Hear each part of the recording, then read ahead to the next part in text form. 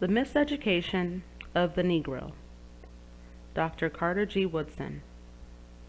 Copyright 1990 by Winston Derrick Publishers, Incorporated, of Nashville, Tennessee.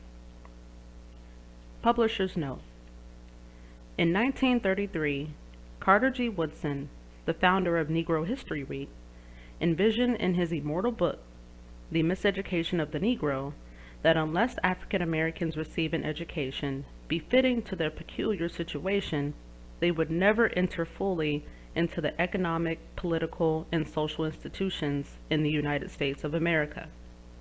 Today, more than a half-century later, that noble thought is never more obvious. It is estimated that out of 30 million African Americans, less than 10% of them have actually become a viable part of the Great Society. Woodson's prophetic statement was, "The mere imparting of information is not education. Above all, the effort must make a man think and do for himself or herself."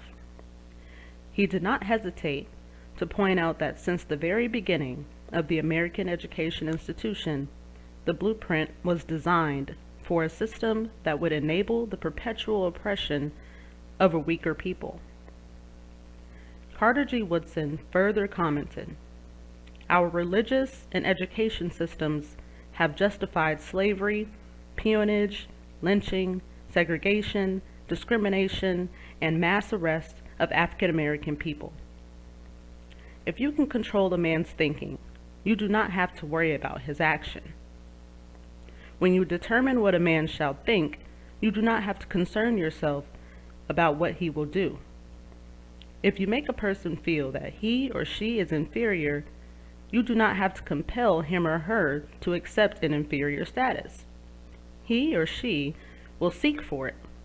If you make a person think that he or she is a justly outcast, you do not have to order that person to the back door. That person will go without being told. And if there is no back door, the very nature of that person will demand one." Now at the threshold of the 21st century, about 80% of African Americans are still waiting at the back door. In mind, that is, with that Jim Crow mentality.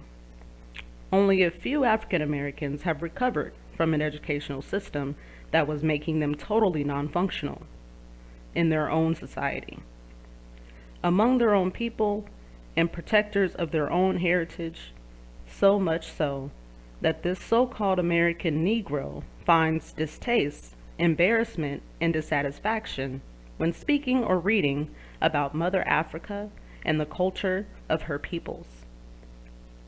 Woodson asserts that thousands of African American teachers and ministers are more of a stumbling block than a stepping stone toward the enhancement of African and African American pride, culture, and heritage. All association with anything culturally African and or African American is embittered with mockery and chagrin. And this is primarily the cause why these so-called Negroes have become a problem unto themselves. If you are a teacher, parent, minister, or student, whether Anglo or African descendant, and teach African American children, this book is a necessity.